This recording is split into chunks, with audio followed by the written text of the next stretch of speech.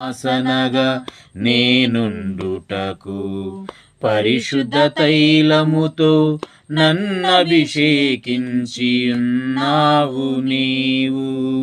పరిమళ వాసనగా నేనుండుటకు పరిశుద్ధ తైలముతో నన్నభిషేకించి ఉన్నావు నీవు. ప్రగతి పదములో నన్ను నడిపించి ప్రఖ్యాతిని మంచి పేరును కలిగించువాడవు. ప్రగతి పదములో నన్ను నడిపించి ప్రఖ్యాతిని మంచి పేరును కలిగించువాడవు. నీతి న్యాయములు జరిగించు నా యేసయ్య, నిత్య జీవార్థమైనవి నీ శాసన